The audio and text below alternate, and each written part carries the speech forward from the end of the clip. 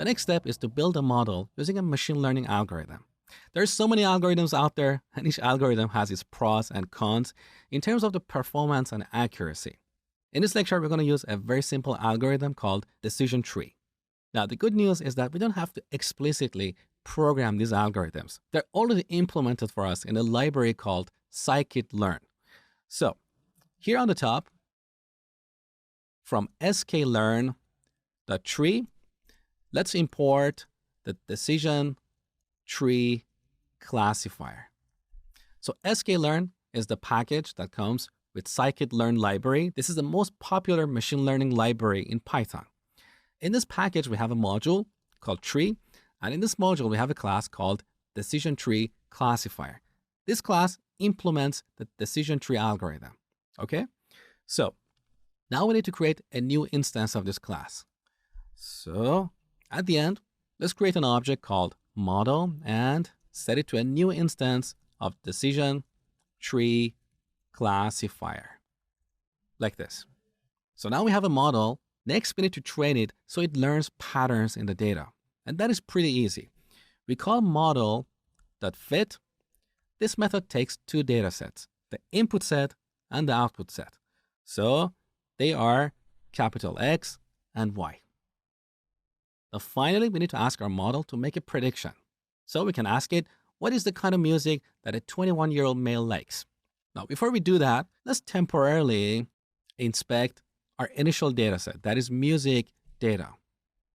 So look what we got here. As I told you earlier, I've assumed that men between 20 and 25 like hip-hop music. But here we only have 3 samples for men aged 20, 23, and 25.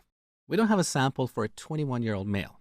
So if you ask our model to predict the kind of music that a 21-year-old male likes, we expect it to say hip-hop. Similarly, I've assumed that women between 20 and 25 like dance music, but we don't have a sample for a 22-year-old female.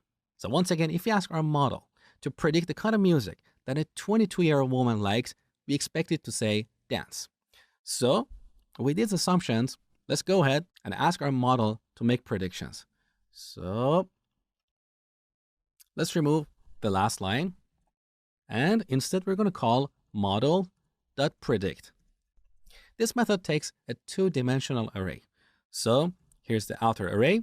In this array, each element is an array. So I'm going to pass another array here. And in this array, I'm going to pass a new input set, a 21-year-old male. So 21, 1. That is like a new record in this table. Okay? So this is one input set. Let's pass another input set for a 22-year-old female. So here's another array. Here we add 22, 0. So we're asking our model to make 2 predictions at the same time. We get the result and store it in a variable called predictions. And finally, let's inspect that in our notebook. Run. Look what we got. Our model is saying that a 21-year-old male likes hip-hop and a 22-year-old female likes dance music. So our model could successfully make predictions here. Beautiful. But wait a second. Building a model that makes predictions accurately is not always that easy. As I told you earlier, after we build a model, we need to measure its accuracy. And if it's not accurate enough, we should either fine-tune it or build a model using a different algorithm. So in the next lecture, I'm going to show you how to measure the accuracy of a model.